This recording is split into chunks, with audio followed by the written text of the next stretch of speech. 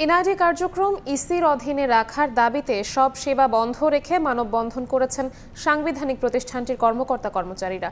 সকালে রাজধানীর আগারগাঁওয়ে নির্বাচন ভবনের সামনে মানববন্ধন করেন তারা। তাদের দাবি, ইসির তৈরি এই ডেটাবেজ অন্যত্র গেলে অপব্যবহার হবে।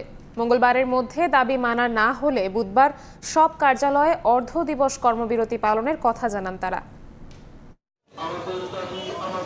এনআইডি সেবা স্থিতিতে রাখার দাবি নিয়ে বৃহস্পতিবার রাস্তায় নামেন নির্বাচন অফিসের কর্মকর্তা কর্মচারীরা। সকাল 11টায় সারা দেশে নির্বাচন কমিশনের অফিসগুলোর সামনে স্ট্যান্ড ফর এনআইডি কর্মসূচি নামে মানববন্ধন করেন তারা। তাদের দাবি, ইসির তৈরি এই ডাটাবেজ অন্যত্র গেলে অপব্যবহার হবে। দাবি মানার বিষয়ে সময় বেঁধে দেন তারা। আমাদের যে ডাটাবেজ আছে 13 কোটি মানুষ, তাদের প্রত্যেকের ডাটা গোপনীয়। এই ডাটা নিয়ে যাতে কেউ কোনো তস্তুপ না করতে পারে, এই ডাটাতে হাতছাড়া না হতে পারে, আমাদের মূল বিষয়টা সেখানে এটা। 18 তারিখের মধ্যে যদি আমরা কার্যকর পদক্ষেপ না দেখি, তাহলে বুধবারে অর্থাৎ 19 তারিখ আমরা সারা দেশে নির্বাচন অফিস এবং নির্বাচন কমিশন সচিবালয়ে অর্ধ দিবস অপারেশনাল হল্ট করব। এনআইডি কার্যক্রম নির্বাচন কমিশনের কাছ থেকে স্বরাষ্ট্র মন্ত্রণালয়ের সুরক্ষা সেবা বিভাগের অধীনে নিতে 2010 সালের আইন বাতিল করে জাতীয় পরিচয় নিবন্ধন আইন 2023 প্রণয়ন করে বিগত আওয়ামী লীগ সরকার। 5 আগস্ট পট পরিবর্তনের পর বর্তমান অন্তর্বর্তীকালীন সরকারও এনআইডি সেবা স্থানান্তরের প্রক্রিয়া শুরু করেছে। নাগরিক সেবাকে সহজ করতে সম্প্রতি জন্ম নিবন্ধন, এনআইডি ও পাসপোর্ট সেবা একটি কমিশন গঠনের উদ্যোগ নেয় সরকার। এরপর থেকেই এনআইডি সেবা ইসির অধীনে রাখার দাবি জানায় ইসি সচিবালয়ের কর্মকর্তা কর্মচারীরা। পরে কমিশন সচিব জানান, এনআইডি কার্যক্রম ইসির অধীনেই থাকা উচিত। এনআইডি কার্যক্রমটা ইসির অধীনে থাকতে হবে বা থাকা উচিত। আমাদের এই কারণে থাকা উচিত যে এই ব্যবস্থাটা আমরা গড়ে তুলেছি 2007 সাল থেকে। আমাদের কারিগরি দক্ষতা আছে, আমরা এখান থেকে কাম্য সেবা দিচ্ছি। এনআইডি সেবা স্থানান্তর হলে আসন্ন জাতীয় নির্বাচন বাধাগ্রস্ত হবে কিনা এমন প্রশ্নের জবাবে সচিব বলেন, এর উত্তর এখনই দেওয়ার সময় আসেনি। কাউসারা চৌধুরী কুমু, সময় সংবাদ, ঢাকা। আবু সাইদ হত্যা মামলার সব আলামত জব্দের অনুমতি পেয়েছে আন্তর্জাতিক অপরাধ ট্রাইব্যুনাল। সকালে ট্রাইব্যুনালের প্রসিকিউটর ব্যারিস্টার মাইনুল হক রংপুর মেট্রোপলিটন ম্যাজিস্ট্রেট আমলি আদালতে সাইদ হত্যার 2টি মামলায় সব আলামত জব্দের অনুমতি চেয়ে আবেদন করেন।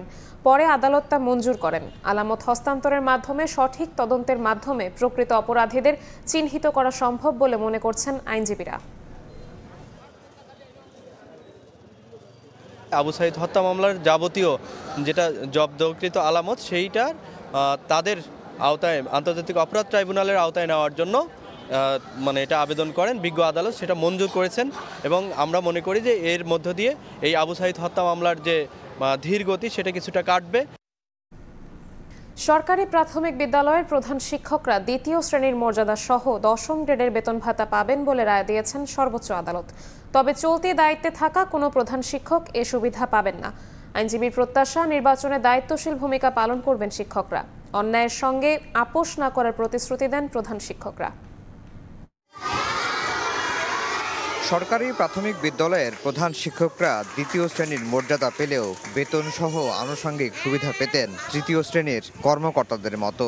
এ নিয়ে দীর্ঘদিনের অসন্তোষ গড়ায় আইনি লড়াইয়ে 2019 সালে এসে 10ম গ্রেডে বেতন ভাতা দেওয়ার নির্দেশ দেন উচ্চ আদালত। তবে রায় 6 বছরেও বাস্তবায়ন হয়নি। বৃহস্পতিবার দেশের সব প্রাথমিক বিদ্যালয়ের প্রধান শিক্ষকদের 2য় শ্রেণীর মর্যাদা ও 10ম গ্রেডে সুযোগ সুবিধা দেওয়ার রায় দেন আপিল বিভাগ। প্রশিক্ষিত অপ্রশিক্ষিত প্রধান শিক্ষকরা পাবেন এই সুবিধা, যা কার্যকর হবে 2014 সালের 9 মার্চ থেকে। প্রধান শিক্ষকরা এটাতে পেতেন, যারা ট্রেইনড তারা পেতেন 11তম গ্রেড, আর যারা ট্রেইন না তারা পেতেন 12তম গ্রেড। ইভেন এখন বিসিএস থেকে যারা ক্যাডারের জন্য সিলেক্টেড হয়ে পদ স্বল্পতার কারণে না ঢুকে নন ক্যাডারে যাচ্ছে প্রধান শিক্ষক হিসাবে, তারাও 12তম গ্রেডে। এটা একটা সীমাহীন অন্যায় ছিল। এটা আর্টিকেল 29 এবং 31-এর ভায়োলেশন ছিল। যারা 11তে ছিল তারাও 10 পাবে ট্রেন, যারা ট্রেন না, যারা অদক্ষ তারাও 12 থেকে 10 পাবে। 9/3/2014 সাল থেকে চেয়েছি আমরা, সেটার থেকে আশা করি ইনশাল্লাহ তারা এই দুটো বেনিফিট পাবে। শিক্ষকরা নির্বাচনের সময় ভোট গ্রহণ কর্মকর্তার দায়িত্ব পালন করে থাকেন। আইনজীবীর প্রত্যাশা, তারা যেন সুষ্ঠু ভোট নিশ্চিতে কাজ করেন। ভবিষ্যতে অন্যায়ের সঙ্গে আপোষ না করার প্রতিশ্রুতি দেন শিক্ষকরা। ওনারা নির্বাচন কর্মকর্তা হিসেবে দায়িত্ব পালন করেছেন, অনেক জায়গায় ভবিষ্যতেও করবেন। বাংলাদেশে ইনস্টিটিউশন নষ্ট হওয়া অথবা ইলেকশন প্রসেসটা নষ্ট হওয়ার জন্য আর যেন ওনারা কোনোদিন ভূমিকা রাখবেন না, এটা আমরা প্রত্যাশা করি আইনজীবী হিসাবে, অ্যাসিস্ট্যান্ট প্রিজাইডিং অফিসার হিসাবে। তো আমরা এখন থেকে আমরা সততার সহিত কাজ করব। এবং আরও একটা কথা বলেছেন যে জুলাই বিপ্লবে, এটিকে আমরা অবশ্যই স্মরণে রাখবো। আমরা শিক্ষক, আমরা দুর্নীতির সাথে নাই, ছিলাম না, থাকবো না ইনশাল্লাহ। 2018 সালের 4 মার্চ হাইকোর্টে রিট আবেদন করেন সরকারি প্রাথমিক বিদ্যালয়ে প্রধান শিক্ষক সমিতির সভাপতি রিয়াজ পারভেজ সহ সংক্ষুব্ধ 45 শিক্ষক। আফজাল হোসেন, সময় সংবাদ, ঢাকা। শিল্পাঞ্চলে গুজব ছড়িয়ে ভাঙচুর ও রাস্তা অবরোধ করে জনদুর্ভোগ সৃষ্টি করা হলে কঠোর ব্যবস্থা নেওয়া হবে বলে জানিয়েছেন পুলিশের মহাপরিদর্শক বাহারুল আলম। সকালে গাজীপুর ইন্ডাস্ট্রিয়াল পুলিশের আয়োজনে বিশেষ কল্যাণ সভায় কথা বলেন তিনি। তৃতীয় পক্ষের উস্কানিতে শিল্প খাতে অস্থিরতা বাড়ছে, তাদের মোকাবিলায় মাঠে রয়েছে পুলিশ, তাই শ্রমিকদের কারো উস্কানিতে পা না দেওয়ার অনুরোধও জানান তিনি। কারখানা কর্তৃপক্ষকে ফেব্রুয়ারি মাসের বেতন চলতি মাসের 20 তারিখে পরিশোধ করার অনুরোধ করা হয়েছে উল্লেখ করে পুলিশ প্রধান বলেন, সড়কে অবরোধ তৈরি করে ঈদযাত্রা বিঘ্নিত করলে কঠোর আইনি পদক্ষেপ নেওয়া হবে। গুজব ছড়িয়ে ভাঙচুর চালানো হয়, তাহলে আমরা সকল ক্ষেত্রে, প্রত্যেকটি ক্ষেত্রে যারা এরকম ধ্বংস করবেন তাদের বিরুদ্ধে আইনগত ব্যবস্থা নেব এবং কোনোভাবেই রাস্তা অবরোধের মতো কোনো জনদুর্ভোগ সৃষ্টিকারী কাজ করা যাবে না। অনেকেই চেষ্টা করবেন যে এখানে অস্থিরতা তৈরি হয় এবং আমাদের মনে হয় যে এরকম কেউ নিশ্চয়ই রয়ে গেছেন এবং তারা এখনও ক্রিয়াশীল আছেন এবং তারা সেটা সমাজের বিভিন্ন পর্যায়ের লোক, তো তাদেরকে প্রতিহত করাই আমাদের কাজ। অবৈধভাবে লিবিয়া গিয়ে ডিটেনশন সেন্টারে আটক ও পাচারের শিকার 176 বাংলাদেশি দেশে ফিরেছেন। আন্তর্জাতিক অভিবাসন সংস্থা IOM এর সহযোগিতায় বুরাক এয়ারের একটি ফ্লাইটে বৃহস্পতিবার ভোর 4:15 দেশে ফেরেন তারা। মধ্যযুগীয় কায়দায় নির্যাতন সহ্য করে সাক্ষাৎ মৃত্যু থেকে বেঁচে প্রিয়জনের কাছে ফিরতে পেরে উচ্ছ্বসিত সবাই। লিবিয়ায় বিভিন্ন ডিটেনশন সেন্টারে আটকে থাকা বাকি বাংলাদেশিদের দ্রুত ফিরিয়ে আনার দাবি ভুক্তভোগীদের, পাশাপাশি দালালদের দৃষ্টান্তমূলক শাস্তির দাবি ভুক্তভোগীর স্বজনদের। রাত পেরিয়ে ভোর, ভোর পেরিয়ে সকাল, এ অপেক্ষা প্রিয়জনকে ফিরে পাওয়ার। কেউ বছর, কেউ আবার মাসের পর মাস অপেক্ষা শেষে প্রিয়জনকে ফিরে পেয়ে ভেঙে পড়েন কান্নায়। এ কান্না আনন্দের। এরকম কোনো আশা ছিল না, আল্লাহর কাছে কাঁদছে, আমার মায়ের আল্লাহ ফিরে আনছে, এটাই আমরা লাকি, আমাদের আর কিছু চাওয়ার নাই। IOM এর সহযোগিতায় বুরাক এয়ারের একটি ফ্লাইটে বৃহস্পতিবার ভোর 4:15 দেশে ফেরেন 176 বাংলাদেশি। ইমিগ্রেশন ও তদন্ত শেষে সকাল 8টায় বের হন সবাই। এর মধ্যে 106 জন ছিলেন ত্রিপলির তানজুরা ডিটেনশন সেন্টারে, যারা তুলে ধরেন ভয়াবহ নির্যাতনের কথা।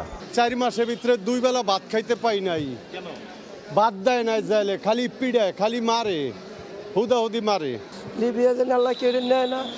আর আমার মাফিয়াও ধরছিল, টোটাল আমার 26 লাখ টাকা গেছে, 5 মাস 9 দিন জেল কাটছি ভাই, কথা কইতে আমার কষ্ট হয়। বাকি 70 জন বিপদগ্রস্ত অবস্থা থেকে স্বেচ্ছায় দেশে ফিরেছেন, এদের মধ্যে 12 জন শারীরিকভাবে অসুস্থ। কিছু করার নেই, জীবনের বাস্তবতা এটা, হার মানতেই হবে। হয়তো নিজের সচ্ছলতার জন্য, পরিবার সচ্ছলতার জন্য গেছিলাম, কিন্তু হার মেনে ফিরে আসতে হইলো। কাজ করছি 5 মাস, কাজ করলে গেলে 1 মাসের বেতন দিছে, তাও বাংলাদেশের 30,000 টাকা, আর বাদ বাকি টাকা দেয় না। হ্যাঁ, খাওয়া দাওয়া কষ্ট, তারপরে বাইরে বাড়ান কষ্ট, মাফিয়া ধরে, মানে বিভিন্ন রকমের সমস্যা, সর্বদিক দিয়ে সমস্যা। খরচ হলো 5 লক্ষ টাকা। ডিটেনশন সেন্টারে থাকা বেশিরভাগই দালালের মাধ্যমে ইতালি পাড়ি জমানোর জন্য দেশ ছেড়েছিলেন। দালালদের এই সিন্ডিকেটের বিচার চান ভুক্তভোগীর স্বজনরা। ওই জায়গায় অনেক মানুষ দেখা যায়, অনেক কষ্টে আছে, অনেক ইয়াত আছে। যদি আপনারা একটুখানি সহযোগিতা করেন, তাহলে ওই মানুষগুলো বাংলাদেশ এম্বাসি যদি ইচ্ছা করে, তাহলে ওই মানুষগুলো নিয়ে আসতে পারে।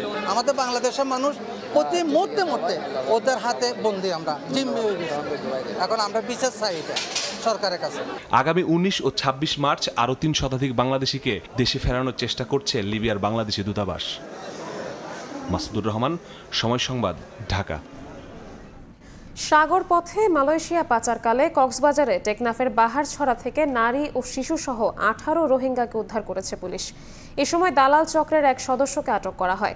পুলিশ জানায়, মেরিন ড্রাইভের কচ্ছপিয়া এলাকার সমুদ্র উপকূল দিয়ে মানব পাচারের খবরে বুধবার রাতে অভিযান চালানো হয়। এ সময় পুলিশের উপস্থিতি টের পেয়ে দালাল চক্রের অন্যরা পালিয়ে গেলেও একজনকে আটক করে তারা। পরে ঘটনাস্থল থেকে রোহিঙ্গা 5 শিশু, 11 নারী ও 2 পুরুষকে উদ্ধার করা হয়।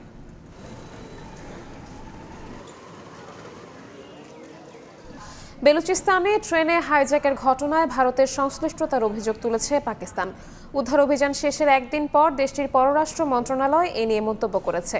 এ বিষয়ে এখনও কোনো প্রতিক্রিয়া দেখায়নি নয়াদিল্লি। জিম্মি দশা অবসানের পর এবার নতুন মোড় নিল পাকিস্তানের ট্রেন হাইজ্যাকের ঘটনা। বেলুচিস্তানের তোলপাড় করা ঘটনায় ভারত জড়িত রয়েছে বলে অভিযোগ করেছে পাকিস্তান। স্থানীয় সময় বৃহস্পতিবার এক বিবৃতিতে এ অভিযোগ করে দেশটির পররাষ্ট্র মন্ত্রণালয়। এ বিষয়ে মুখপাত্র শাফকাত আলী খান বলেন, নিষিদ্ধ গোষ্ঠী বেলুচ লিবারেশন আর্মির আফগানিস্তানের সঙ্গে যোগসাজশের প্রমাণ রয়েছে।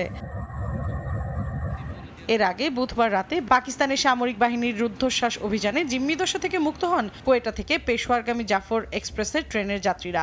আইএসপিআর জানায়, অভিযান শুরুর আগেই ছিনতাইকারীদের গুলিতে ট্রেনের বেশ কয়েকজন যাত্রী প্রাণ হারান। এছাড়া অভিযান চলাকালে অস্ত্রধারীদের হামলায় কয়েকজন সেনা সদস্য নিহত হয়েছেন বলে নিশ্চিত করেছে আইএসপিআর। हम इधर ही रहे तो इन्होंने ये हो सकता है ये बोकी उड़ा दिए बम मार के कुछ ऐसा। আমরা ভেবেছিলাম যদি আমরা ট্রেনের ভেতরে থাকি তাহলে তারা বগি উড়িয়ে দিয়ে আমাদের মেরে ফেলবে, তাই আমরা দরজা খুলে ট্রেন থেকে বেরিয়ে আসি। তারা আমাদের সবাইকে ধাক্কা দিয়ে ট্রেনের কাছে মাটিতে বসিয়ে দেয়। কিছু যাত্রী ট্রেনের ভেতরে ছিল। অস্ত্রধারীরা তাদের বেরিয়ে আসার জন্য সতর্ক করেছিল, কিন্তু ভেতরে থাকা যাত্রীরা বের না হয় তাদের গুলি করে হত্যা করা হয়। এ পর্যায়ে শীর্ষ সংবাদগুলো জানিয়ে দিচ্ছি আরেকবার। বাঁচানো গেল না মাগুরায় ধর্ষণের শিকার শিশুকে, দ্রুত বিচারের নির্দেশ ডক্টর ইউনূসের। 7 দিনে বিচার শুরুর ঘোষণা আইন উপদেষ্টার। নতুন আইনে কাজ করবে বিশেষ ট্রাইব্যুনাল।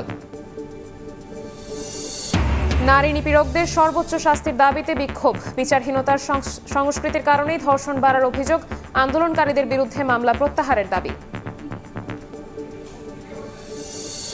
এবং 4 দিনের সফরে বাংলাদেশে জাতিসংঘ মহাসচিব। প্রধান উপদেষ্টার সঙ্গে কাল যাবেন রোহিঙ্গা ক্যাম্পে। প্রত্যাবাসনের স্বপ্ন আশ্রিতদের, সংকট থেকে উত্তরণের আশা।